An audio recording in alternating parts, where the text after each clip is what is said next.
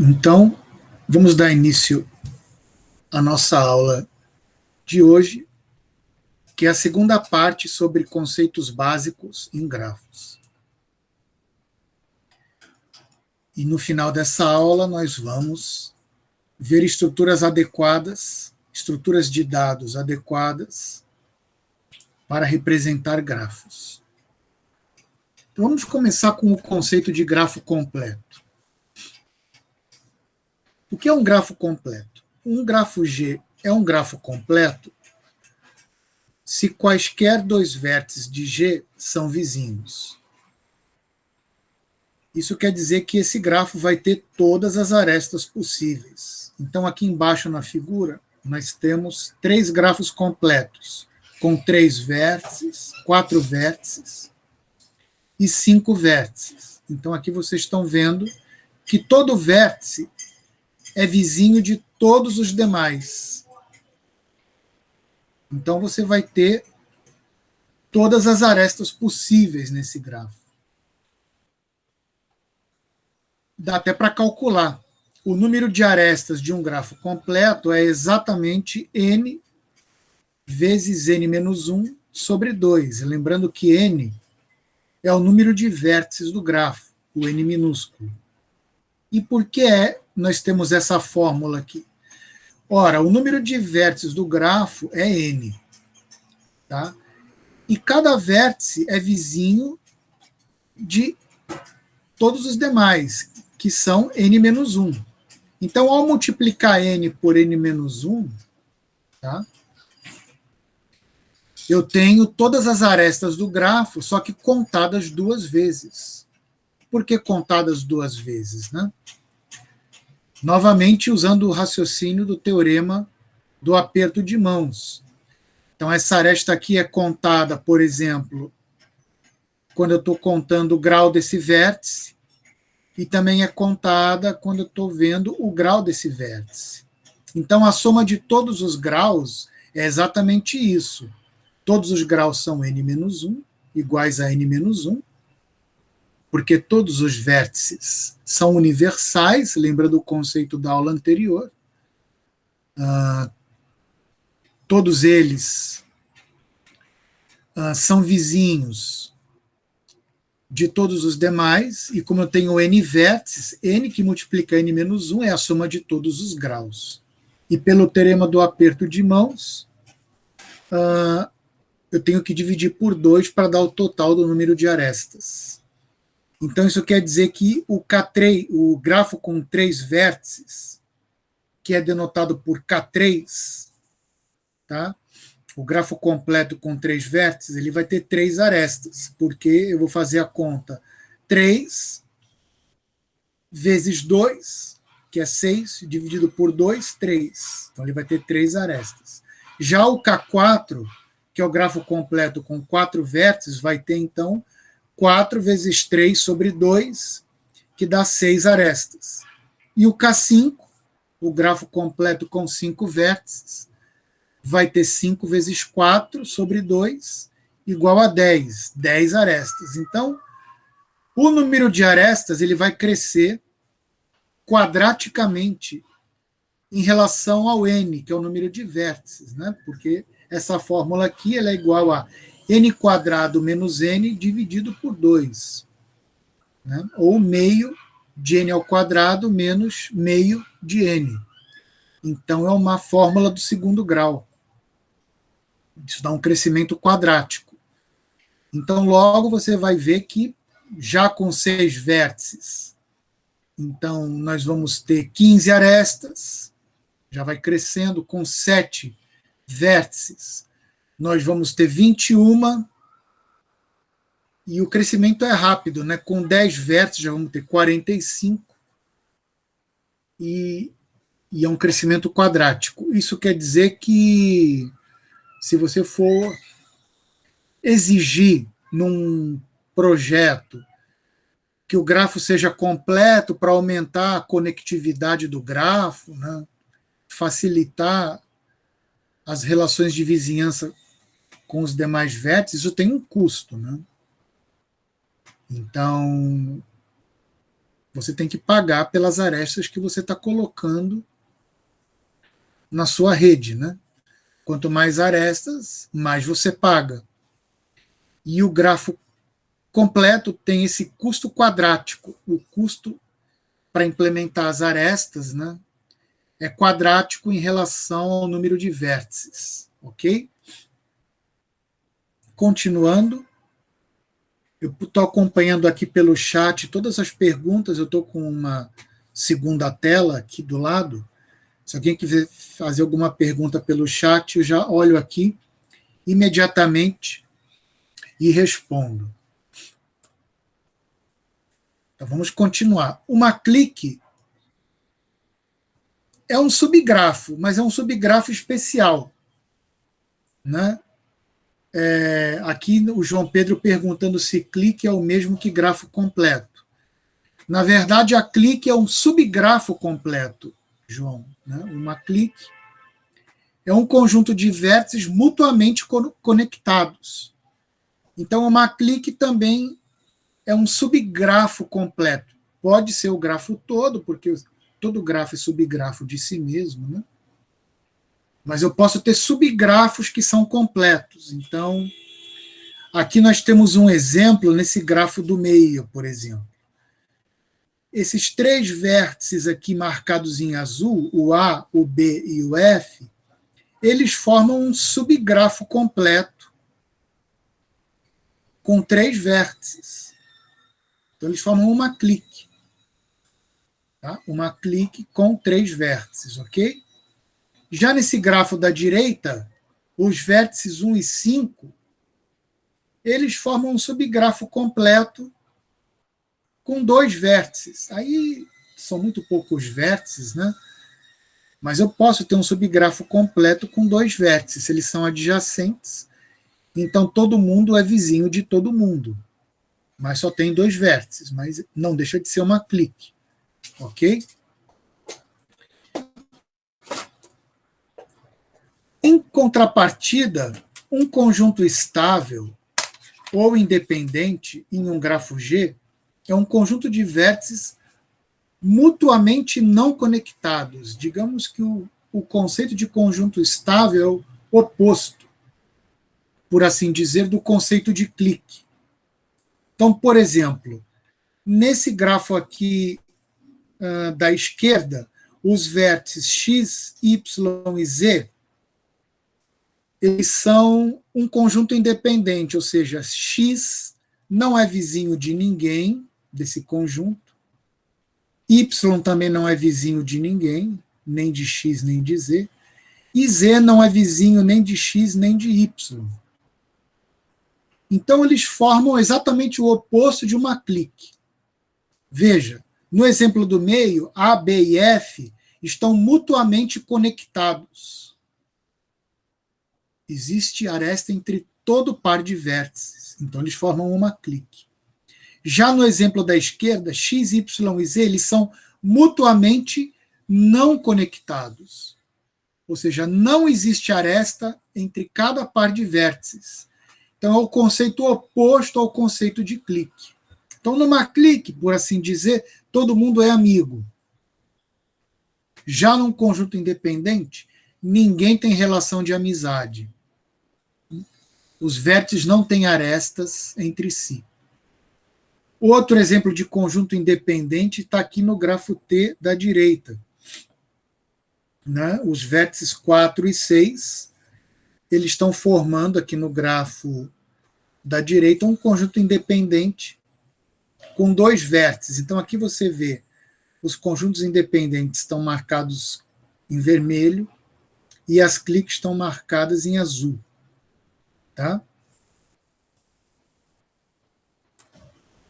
Agora vamos passar para conceitos de rotas, né, dentro dos grafos. Vamos começar pelo importantíssimo conceito de caminho.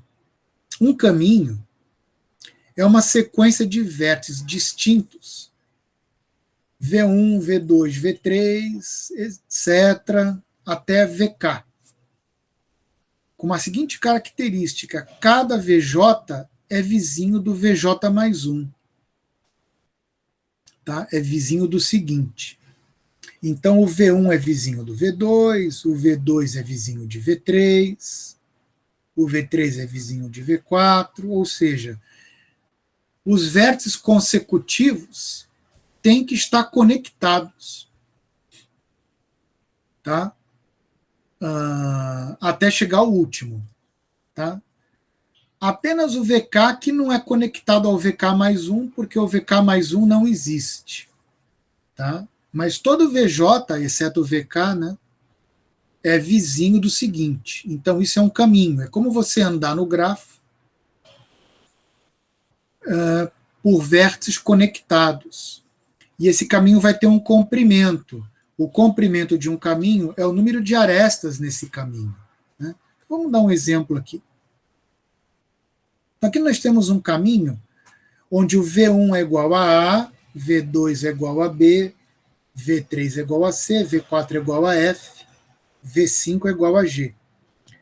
Então, o K aqui é igual a 5. Então, eu tenho 5 vértices. E o A é vizinho do seguinte, que é o B. Então, eu ando de A para B por uma aresta. O B é vizinho do seguinte, que é o C. Então, eu caminho por essa aresta aqui.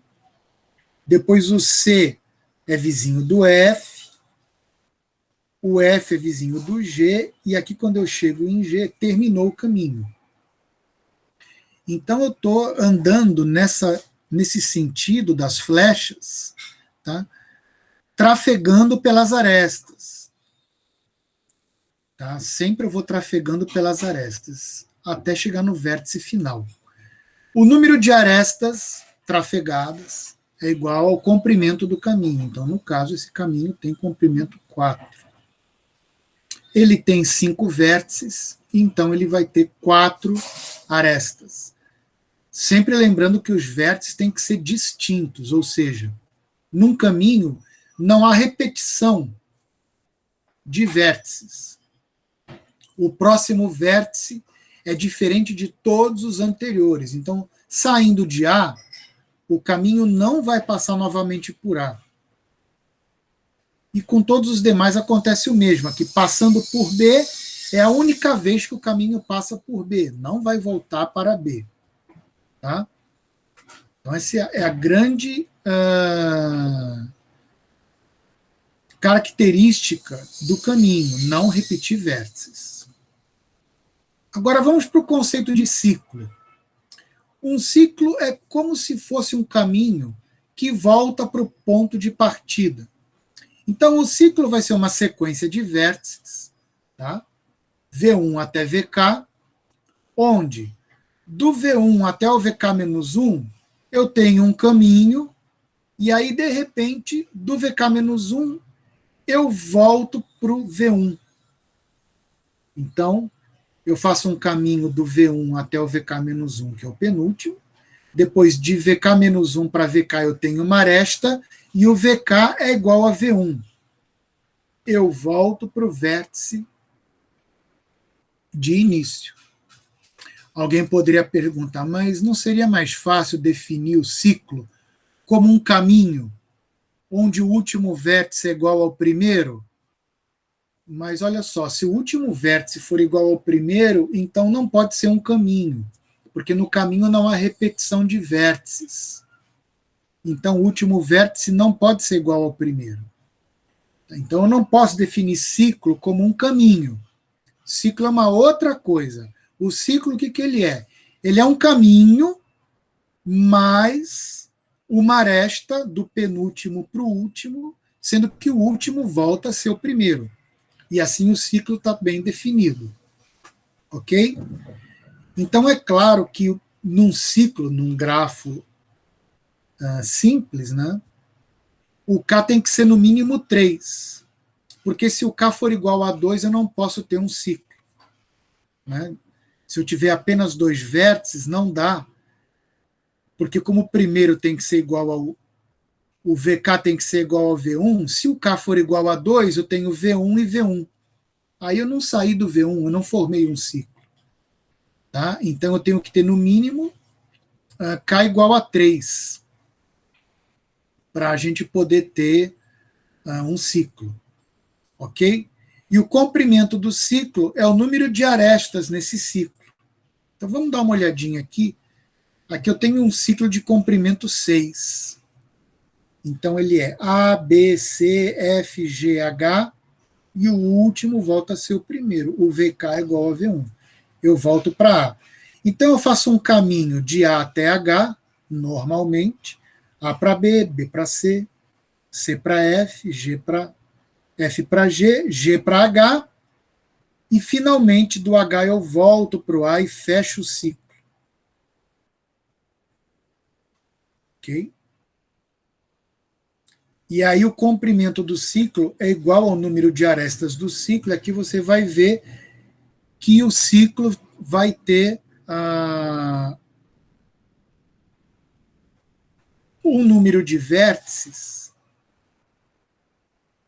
igual ao número de arestas. O número de vértices distintos no ciclo vai ser igual ao número de arestas. Né? Aqui eu tenho uma repetição do A, mas eu tenho 6 vértices distintos.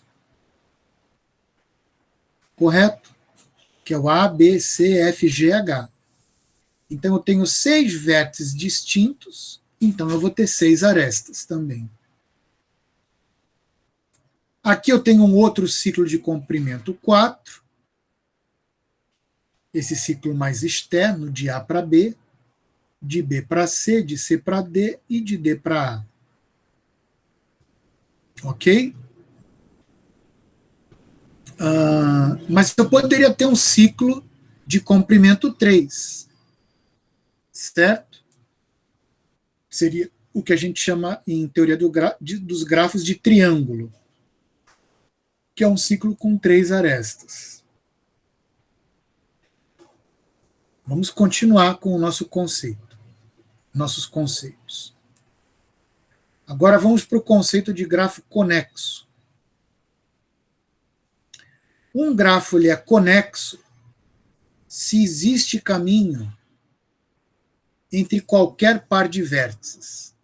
Aí alguém poderia perguntar, bom, mas isso é meio estranho. Dá para imaginar um grafo onde não tem conexão entre um certo par de vértices? Eu vou dar exemplo agora. Se o grafo não for conexo, ele vai ser chamado de desconexo. Então, por exemplo, aqui nós temos um grafo conexo. Se você pegar qualquer par de vértices nesse grafo, tá, você vai ver que existe um caminho entre esse par de vértices. Por exemplo, se eu selecionar A e F, que é um par qualquer, tenho vários caminhos entre A e F. Eu posso ir de A até H, de H até E e de E até F. Ou posso ir também aqui por fora, de A até B, de B até C, de C até F, e há outras possibilidades de caminho. Então, todo par de vértices nesse grafo vai estar conectado. Pode escolher um outro par qualquer. Por exemplo, A e H, eles estão conectados por essa aresta. Isso forma um caminho. Ou até por outros caminhos mais longos, que dão voltas até desnecessárias. Então, o grafo é conexo. Mas como seria um grafo desconexo? Então, isso aqui, por exemplo, pessoal, é um exemplo de grafo desconexo. Alguém pode perguntar, mas aí nós não temos 2 grafos? Não, não temos 2 grafos. Olha aqui a definição desse grafo. Ele tem 8 vértices, ou seja, V de G é formado pelos vértices rotulados de A até H. Então, são esses 8 vértices aqui. E as arestas são essas: A para B, BG, GH, HA, EF, FC, CD e DE. Ou seja, eu introduzo esse grafo como estrutura de dados dessa forma aqui. E aí você verifica posteriormente que esse grafo não é conexo. Por exemplo, se eu tomar os vértices agora A e F, não tem um caminho entre A e F. Tá? Porque o caminho tem que navegar entre vértices consecutivos conectados por aresta. E saindo de A, eu não consigo chegar até F. Não consigo sair dessa parte do grafo, desse subgrafo. Então não há caminho entre A e F, assim como não vai haver caminho entre G e E. Ou seja, não há caminho de qualquer vértice da parte de cima para qualquer vértice da parte de baixo. E vice-versa. Então esse grafo ele é desconexo. Tá? Mas às vezes não é tão simples saber isso, porque você lê os dados de entrada e você, a priori, não sabe que o grafo é desconexo. Você teria que rodar um algoritmo para você descobrir que não tem certas conexões. Uma componente conexa de um grafo G é um subgrafo conexo maximal. Ou seja, isso aqui é uma componente conexa e isso aqui é a segunda componente conexa. Por que a palavra maximal? Ora, tem outros subgrafos conexos menores. Por exemplo, eu poderia pegar o subgrafo conexo formado por A, H e G, com essas arestas aqui. Seria um subgrafo conexo. Está vendo? Só esses três vértices com essas duas arestas. Mas ele não seria maximal.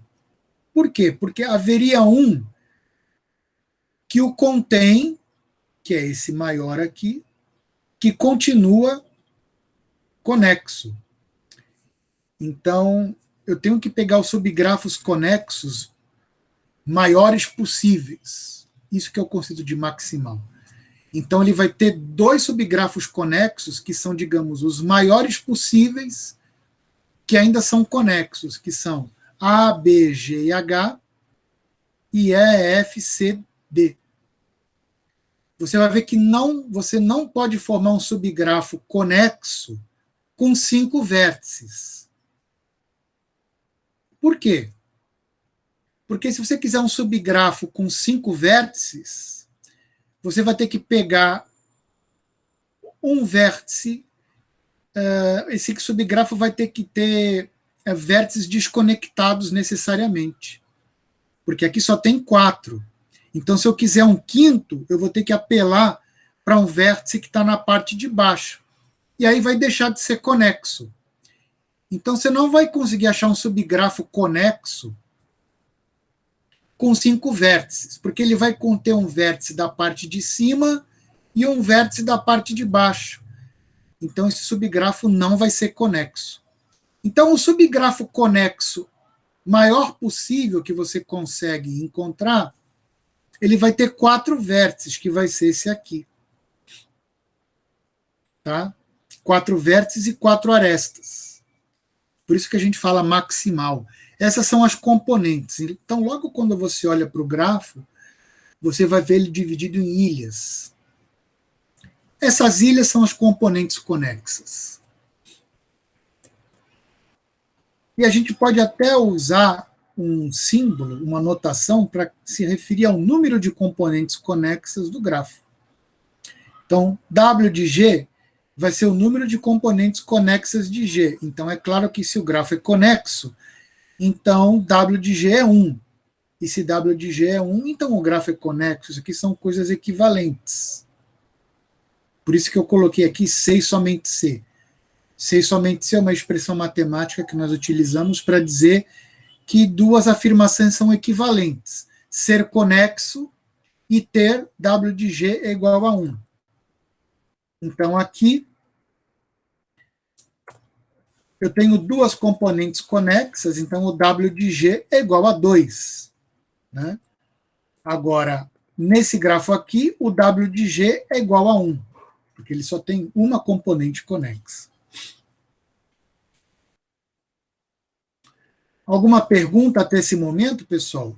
Está tudo tranquilo?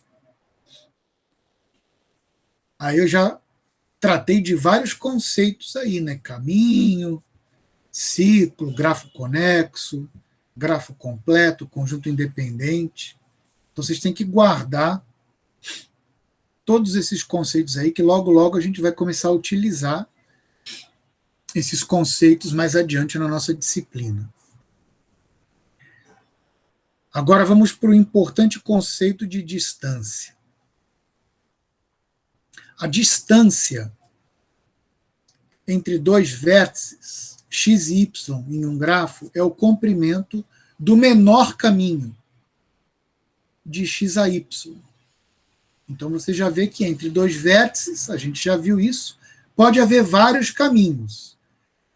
Um desses caminhos é o melhor possível, que também não é único. Pode haver vários caminhos, né, que são igualmente bons, que são ótimos. Então a distância vai ser o comprimento de um desses caminhos.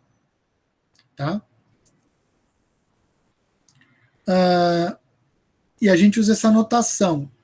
Dist de xy é a distância entre os vértices x e y. E eu posso até me referir à distância de um vértice a ele próprio.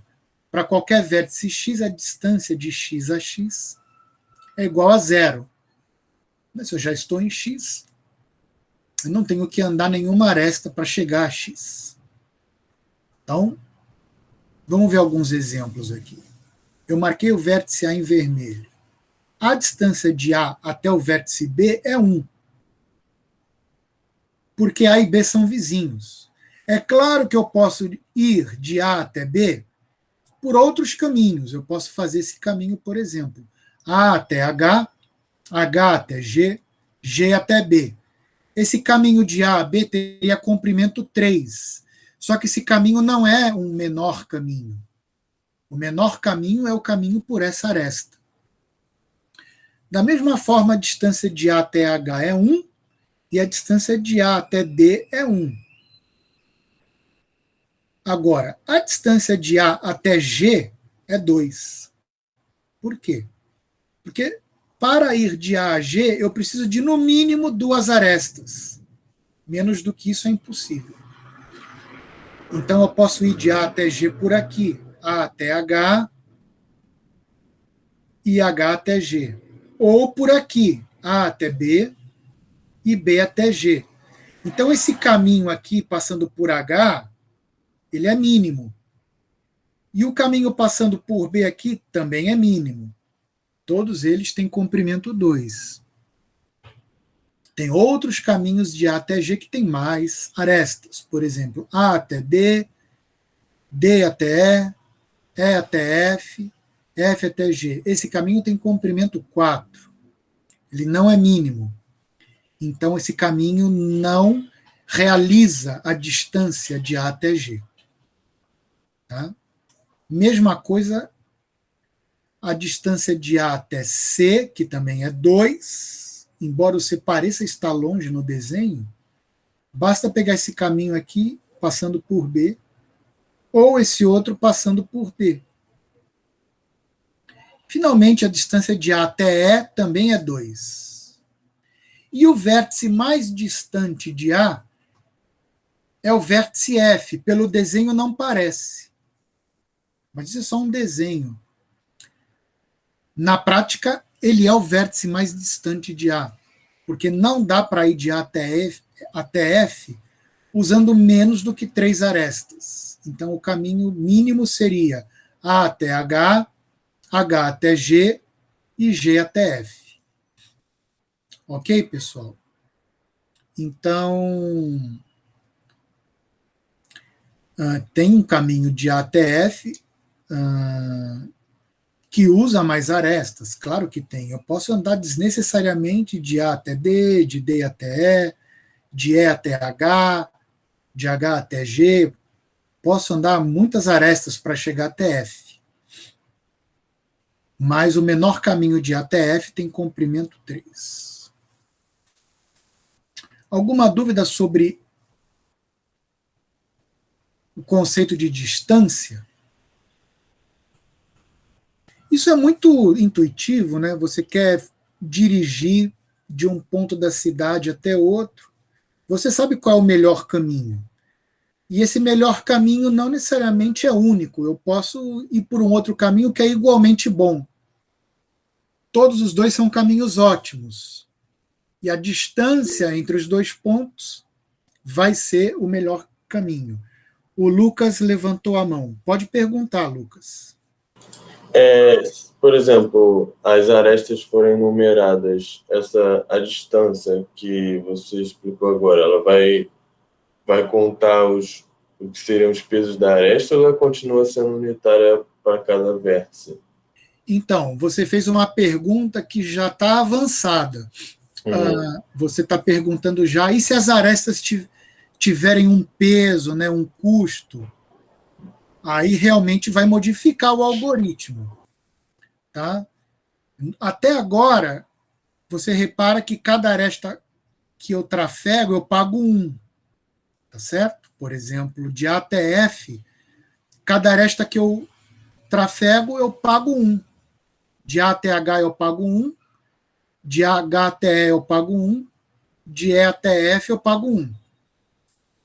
Então, a distância é um conceito que não leva em consideração o custo da aresta. Pode ser que a aresta de A até B seja uma aresta mais barata que a aresta de A até H, por exemplo. Pode ser que tenha um caminho mais barato, mas isso se você olhasse para custos que as arestas poderiam ter. O conceito de distância não olha custo das arestas, só quer saber o caminho mínimo em termos de número de arestas. É como se cada aresta pagasse uma unidade de custo. Eu espero que eu tenha respondido sua dúvida. Sim, respondeu, valeu. Obrigado. Então vamos em frente. Vamos então para o último assunto da nossa aula de hoje, que é como representar grafo no computador. Grafo como estrutura de dados. Até agora, muito legal, o grafo tem nós, tem arestas, pode ter vários desenhos, é até fácil de entender esses conceitos, mas como é que isso pode ser representado como uma estrutura de dados? Então, a primeira forma é na forma de uma matriz, que é uma coisa muito simples, pessoal. É uma matriz chamada matriz de adjacências. É uma matriz N por N, N linhas e N colunas, tá? Onde N é o número de vértices do grafo, que tem a seguinte característica. Os vértices vão ser associados a números. Vértice 1, vértice 2, vértice 3. Eu vou rotular eles assim. E aí, para saber se o vértice I é adjacente ao vértice J, é só você olhar na matriz, olhar a posição IJ, linha I, coluna J. Se ele tiver marcado com 1, é porque I e J são vizinhos. Quer dizer, a aresta IJ pertence ao grafo. IJ é uma aresta do grafo. Agora, se você olhar na matriz e tiver com 0, então o I e J não são vizinhos. IJ não é uma aresta do grafo. Não pertence a E de G. Então vamos ver aqui um exemplinho. Eu tenho esse grafo aqui desenhado à esquerda. Rotulei os vértices com números, que é uma maneira muito prática, mais simples do que rotular com letras ou com V1, V2, V3. Rotula com números. Então, vértice 1, 2, 3, 4, 5, 6. E aí eu vou representar no computador, como estrutura de dados, dessa forma aqui. Então, eu tenho uma linha para o vértice 1, uma linha para o vértice 2, uma linha para o vértice 3, e assim por diante. Tá? Vou ter também uma coluna para o vértice 1, uma coluna para o vértice 2. Então, vamos lá. 1 é vizinho de 2. Então, eu vou olhar para a linha 1, coluna 2. O que eu vou ver? O número 1. Eles são vizinhos. 1 não é vizinho de 3. Então, se eu olhar para a linha 1, coluna 3, eu vou ver um 0. Tá? Porque 1 e 3 não são vizinhos. Agora, Essa matriz é simétrica. Como 1 e 3 não são vizinhos, isso quer dizer que 3 e 1 também não são vizinhos. Então, se eu olhar lá na linha 3, coluna 1, também vai ter um zero aqui. Esse zero quer dizer que o vértice 1 não é vizinho do vértice 3. E esse zero aqui quer dizer que o vértice 3 não é vizinho do vértice 1. Então, essa matriz, pessoal, ela é totalmente simétrica. Tá? Se você olhar aqui a diagonal principal, que são essas casas onde o I é igual a J, ó, casa 1, 1, casa 2, 2, assim por diante, até a casa N, N.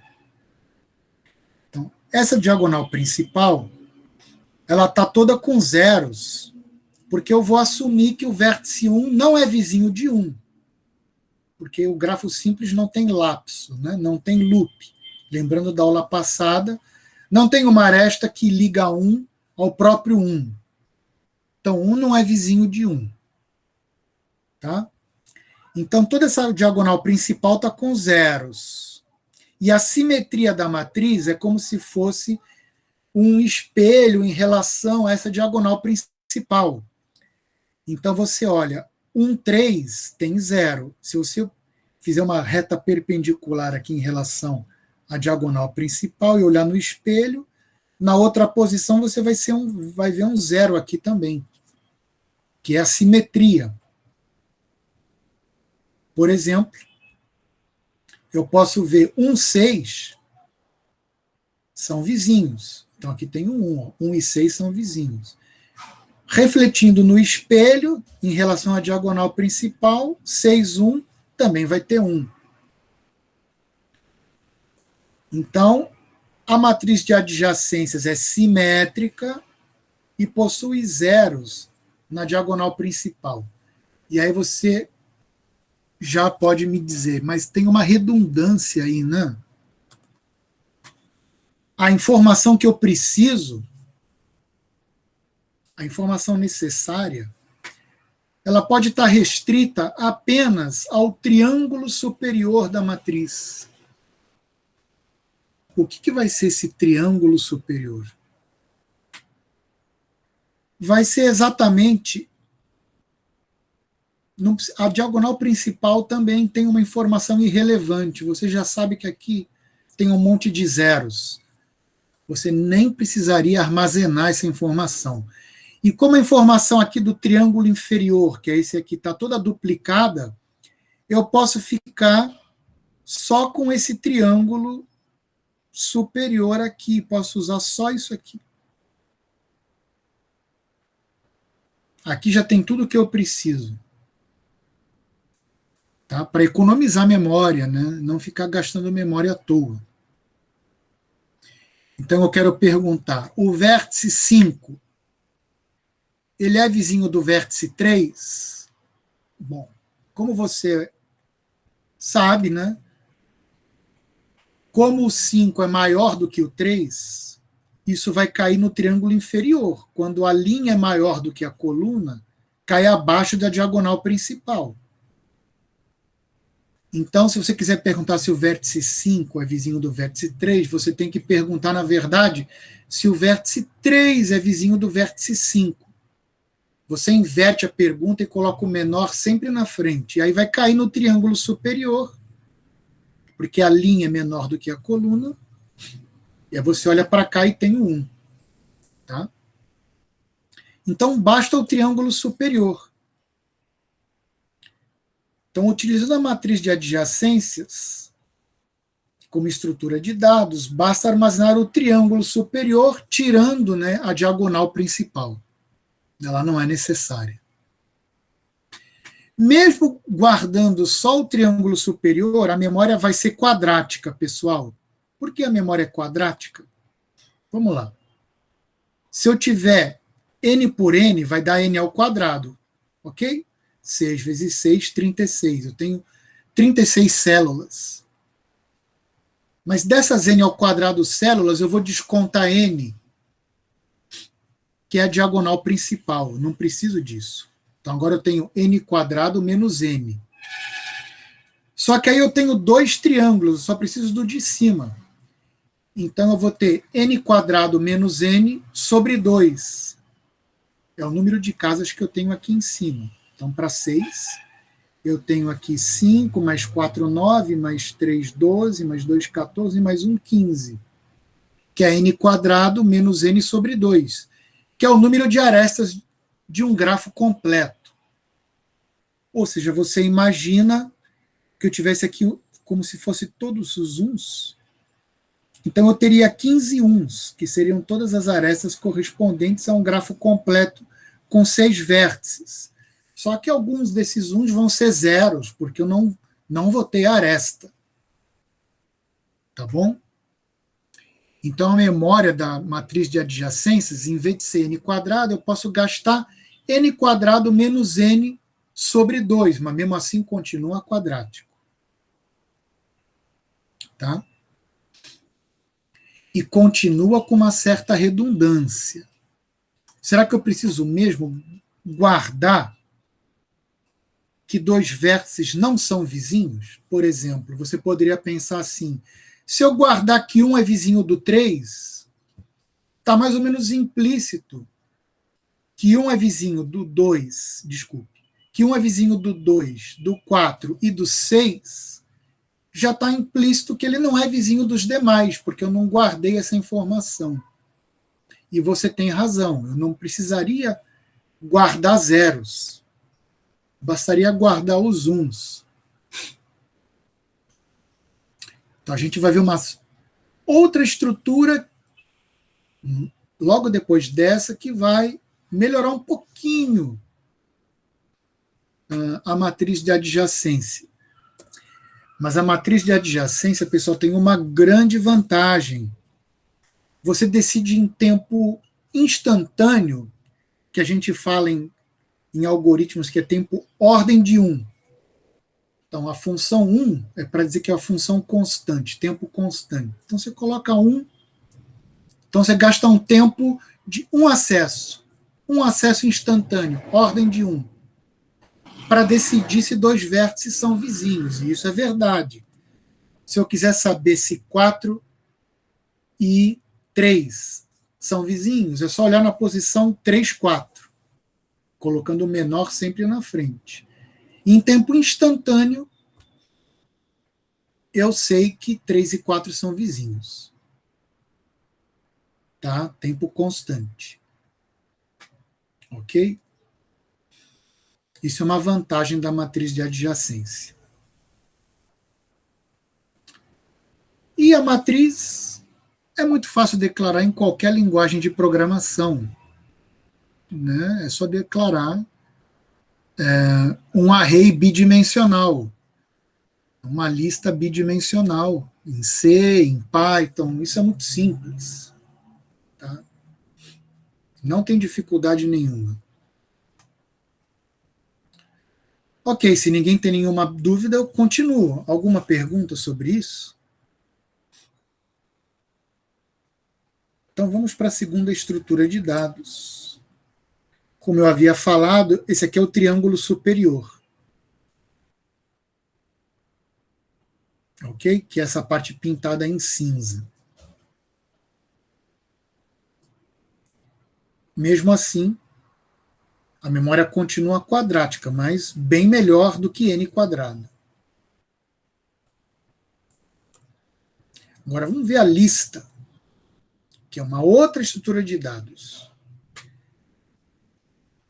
Como que é uma lista? Vamos direto para a representação. Eu tenho o mesmo grafo aqui, e aí eu vou fazer o seguinte. Eu vou ter aqui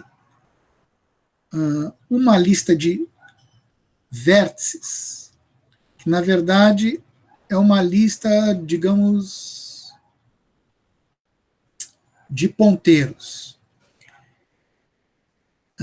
Aqui é a lista do A, aqui é a lista do B, aqui é a lista do C, e assim por diante. Então, cada vértice vai ter uma lista de vizinhos. Isso aqui é como se fosse uma lista encadeada. Então, aqui é o nó, que é o cabeça da lista. que é o vértice A. Quais são os vizinhos de A? Aí o próximo da lista encadeada é o B, que é vizinho de A. O próximo vizinho de A é o D, que é esse aqui. E o próximo vizinho de A é o F, que é esse aqui. Então, reparem que agora eu só guardo os vizinhos de A, propriamente ditos. Eu não guardo mais a informação de que A não é vizinho de C, por exemplo. Isso aqui está implícito. A não é vizinho de C por quê? Porque o C não está na lista dele. Então, C não é vizinho de A. Logo, A também não é vizinho de C. Não vai estar. Então, tem uma certa simetria aqui. Por exemplo, se o B está na lista do A, então é claro que o A vai estar na lista do B. Então, tem uma certa redundância também. Tá? Você pode eliminar essas redundâncias se você quiser? Sim, você pode eliminar, que é guardar na lista de um nó apenas os que têm índices maiores do que ele. Aí eu evitaria repetições. Então, por exemplo, o A é menor do que o B, pela ordem alfabética. Então, eu guardo o B na lista do A, mas não guardo o A na lista do B. Então, se eu quiser saber se o B é vizinho do A, eu vejo que o A é menor do que o B, aí eu vou na lista do A. Mas aqui eu estou representando com redundância. Tá? Quantas células de memória eu gastei nessa lista? N mais 2M. Por quê? Eu tenho N nós, N células amarelas aqui, para guardar as cabeças das listas, e 2 vezes M. M não é o número de arestas, então observa. Esse nó significa que tem uma aresta de A para B. Esse nó quer dizer que tem uma aresta de A para C. E esse nó quer dizer que tem uma aresta de A para F. Agora, como tem uma aresta de A para B, então tem uma aresta de B para A. Então eu estou representando cada nó, o número de células aqui, que não são amarelas, essas células de outra cor, elas estão em número igual a 2 vezes o número de arestas do grafo. Então, esse grafo aqui ele tem 3 mais 3, 6 mais 3, 9. 9 arestas, e aqui eu tenho 18 células, né? 3 vezes 6. 18 células, sem falar nas amarelas, que é 2 vezes M. Tá? Qual é a vantagem disso, então? Não armazenar zeros, não armazenar informação de não vizinhança. Eu ganho um pouco no espaço. Aqui não é memória quadrática, vocês estão vendo? Aqui a memória é linear. O N está elevado à primeira e o M também está elevado à primeira. Então isso aqui é linear no tamanho do grafo, a não ser que o grafo seja muito denso. E aí o número de arestas é quadrático. Aí eu não ganhei nada em relação à matriz. Se o grafo tiver muita aresta, era melhor usar a matriz mesmo, porque aqui, se o M for quadrático em relação ao N, por exemplo, o grafo completo, aí era melhor ficar com matriz mesmo, porque o número de células aqui também vai ser quadrático. Agora, se o M não for quadrático, aí esse número de células é melhor. Ok? Agora, a grande desvantagem da lista é esse.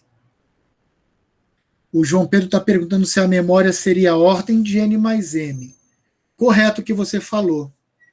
Porque essa função aqui, N mais 2M, ela é linear em N e M. Tá? Sendo linear em N e M, eu posso escrever ordem de N mais M, porque 2 é uma constante multiplicativa, e constante multiplicativa não aparece na notação O. Então, isso fica ordem de N mais M, simplesmente. Então, é um tamanho linear na soma de N mais M. Então está correto o que você falou. Tá? Agora, para decidir se dois vértices são vizinhos, eu posso gastar um tempo que não é mais instantâneo, não é O de 1. Que eu tenho que percorrer listas. Então, por exemplo, se eu quiser saber se o C é vizinho de A, tenho que percorrer essa lista. Entro na lista do A. Esse aqui é o C? Não. Aí vou para o próximo nó. Bom, aqui já é D. A lista está ordenada, D já passou de C. Então eu paro aqui. Só que eu tenho que percorrer lista, né, pessoal? Então, por exemplo, eu quero saber se F é vizinho de D. Então eu entro na lista de D. Esse aqui é o F? Não. Vou para o próximo nó. Esse aqui é o F? Não. Vou para o próximo nó. Esse aqui é o F? Não. Acabou a lista. Então eu percorri a lista inteira do D para descobrir que F não é vizinho de D. E o D pode ter muitos vizinhos. Eventualmente o D pode ser vizinho de todo mundo, menos do F. Ou até do F. Mas no pior caso, eu posso ter que percorrer a lista inteira do D. E essa lista pode ter até n-1 vizinhos, ou seja, O de n. Tá? Então, para saber se dois vértices são vizinhos, eu posso fazer um algoritmo que gasta tempo O de n. E isso é muito ruim. Então, a matriz, embora gaste memória quadrática, garantidamente, o tempo para verificar a vizinhança é O de 1. Na lista, embora a memória não seja garantidamente quadrática, pode ser linear, porque o m pode ser baixo, eu tenho que gastar um tempo O de n. Qual das duas é melhor?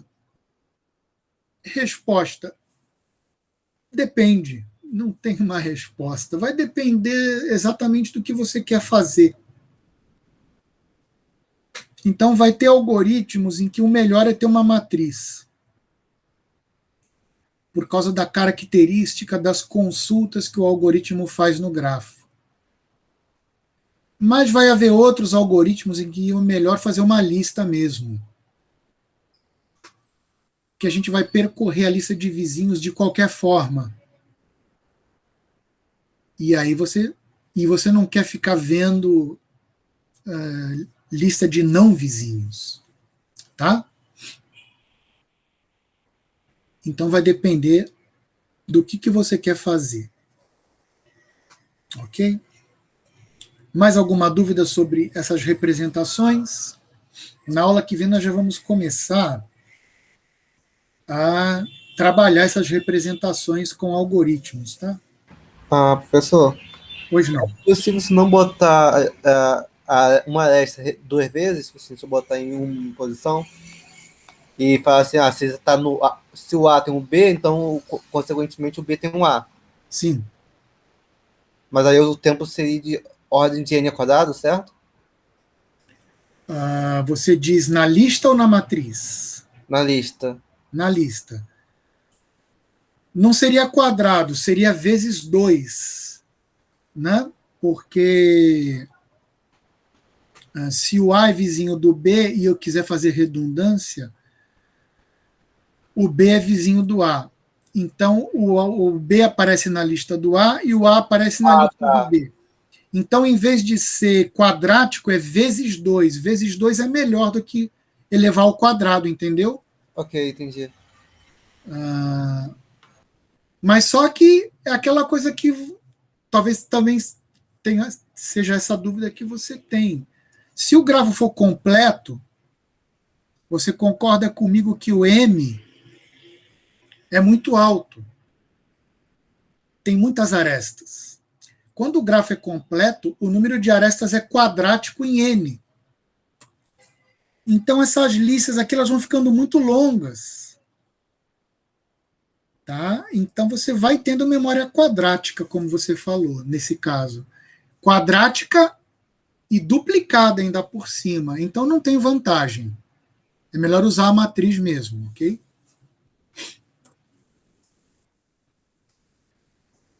Uma última coisa que eu gostaria de falar na aula de hoje,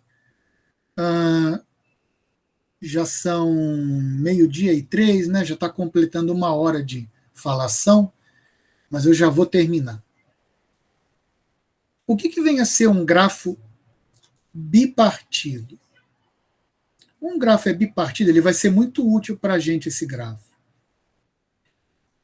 Ele tem a seguinte característica: se eu pegar o conjunto de vértices e puder particionar em 2 conjuntos independentes, então o grafo é bipartido. Ou seja, eu posso dividir, particionar os vértices em 2 caixas, em 2 conjuntos x e y, de modo que toda aresta do grafo obrigatoriamente tem uma ponta, um extremo no conjunto x e outra ponta no conjunto y. Isso quer dizer que os vértices que estão na caixa x não têm aresta entre si. Vão formar um conjunto independente. Mesma coisa para o y. Os vértices que estão na caixa y vão formar um conjunto independente. Então, x e y seriam 2 conjuntos independentes. Então, se eu puder dividir os vértices em 2 conjuntos independentes, o grafo é bipartido. Aqui temos um exemplo. Aqui nós temos o mesmo grafo bipartido. Se você olhar aqui para a esquerda, não dá para ver muito bem que ele é bipartido. Mas aí eu vou usar cores. Os vértices da caixinha x estão pintados em vermelho. E os da caixa y estão pintados em amarelo. Então eu dividi os vértices em vermelhos e amarelos. Os vermelhos são mutuamente não adjacentes, então formam um conjunto independente. Mesma coisa com os amarelos. Se eu fizer uma outra representação, eu vou ver os vermelhos, o vértice 1, o 2 e o 3, aqui do lado esquerdo, formando os vértices que estão no conjunto x. E o y está aqui do lado direito, os vértices amarelos. O y é independente e o x também. Então, toda aresta do grafo, obrigatoriamente, liga um cara de x com um cara de y. Porque não vai ter aresta entre 2 elementos de x, nem vai haver aresta entre 2 elementos de y. Então, esse grafo é bipartido. Isso é muito útil quando eu quero dividir, por exemplo, eu quero fazer um algoritmo para colocar alunos e turmas. Então, os alunos são os vértices vermelhos. As turmas são os vértices amarelos. E eu coloco o aluno 1 na turma 4, então eu coloco uma aresta do aluno 1 para a turma 4, para dizer que o aluno 1 pertence à turma 4. É claro que então eu não vou colocar arestas entre alunos, porque não faz sentido, né? A aresta significa que o aluno do lado esquerdo está na turma do lado direito. Tá? E um aluno pode estar em várias turmas. Mesma coisa as turmas, do lado direito, os amarelos, né? Todas as arestas que chegam numa turma são os alunos que estão matriculados naquela turma. Então não faz sentido colocar aresta entre 2 turmas. Então o grafo alunos e turmas é um grafo bipartido. Tá? Ou outros grafos interessantes, o grafo funcionários e máquinas. Eu tenho a empresa, eu aloco o funcionário 1 na máquina 4. Eu estou fazendo uma alocação dos meus funcionários para as minhas máquinas. Eu vou ver vários exemplos aí com vocês depois, interessantes, de aplicações de grafos bipartidos. Aí a grande pergunta seria, todo grafo é bipartido? Claro que não. Né? Mas antes de continuar, tem essa observação que eu estava quase pulando. Grafos bipartidos também são chamados 2 coloríveis, porque eu posso pintar os vértices de 2 cores, de modo que toda aresta tem um extremo de uma cor e o outro extremo de outra cor. Então, repara, toda aresta do grafo bipartido tem uma ponta vermelha e outra amarela. Não vai ter aresta com duas pontas vermelhas, óbvio. Porque eu não vou ligar, não faz sentido ligar dois alunos com uma aresta. Nem vai ter aresta com duas pontas amarelas, que eu não vou fazer aresta de uma turma para outra turma. Só faz sentido ligar um aluno com uma turma. Então, toda aresta vai ter uma ponta, um extremo amarelo e o outro extremo vermelho. Então, o grafo é dois colorível. Nem todo grafo vai ser dois colorível, nem todo grafo vai ser bipartido. Então, vamos caracterizar exatamente quando é que um grafo é bipartido. O que significa caracterizar um objeto de estudo? Significa dizer exatamente quando que aquele objeto é um objeto daquele tipo e quando ele não é. Isso é uma caracterização. Eu posso caracterizar uma substância química por vários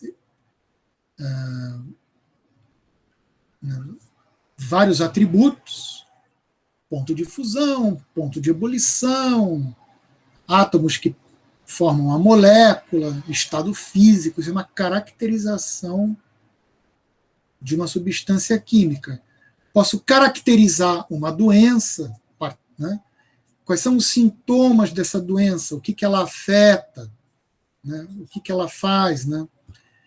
Então, em todas as áreas científicas existe essa coisa chamada caracterização. Você tem um objeto de estudo próprio da área científica e eu quero caracterizar aquele objeto. Então, quais são os seus atributos?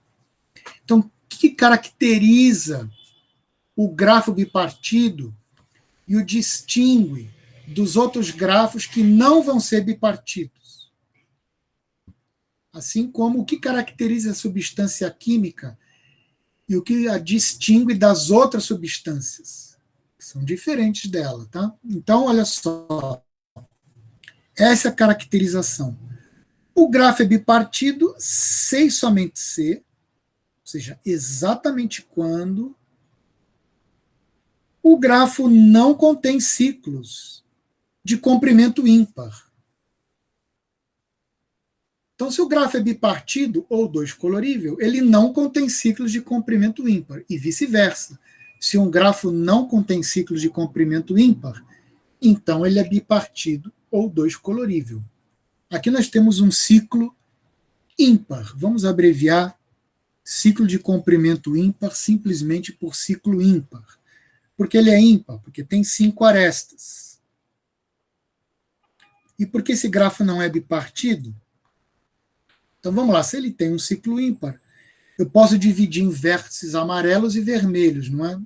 Então, se esse vértice aqui for amarelo, o vizinho tem que ser vermelho, porque toda aresta tem que ter uma ponta vermelha e uma ponta amarela. Então, o vizinho não pode ser amarelo, tem que ser vermelho. Então, esse outro aqui tem que ser amarelo, porque eu não posso ter uma aresta ligando dois vermelhos. Mas então esse aqui agora tem que ser vermelho, porque eu não posso ligar um amarelo com outro amarelo. E aí cheguei no último vértice aqui do ciclo, ele não vai poder ser amarelo, senão eu tenho uma aresta entre dois amarelos. Nem pode ser vermelho, senão eu tenho uma aresta entre dois vermelhos. Então, se eu tiver um ciclo ímpar, não tem como eu dividir os vértices em amarelos e vermelhos. Não tem como fazer essa partição. Sempre vai sobrar um que vai... Não tem onde colocar ele em nenhuma caixa. Nem na caixa vermelha, nem na caixa amarela. Tá? Então esse grafo não é dois colorível. Infelizmente. E com isso terminamos a nossa aula de hoje. Se alguém tiver alguma dúvida sobre grafo bipartido, pode perguntar agora, senão nós encerramos. Se não há mais dúvidas, pessoal, então vamos interromper a gravação e terminar a aula.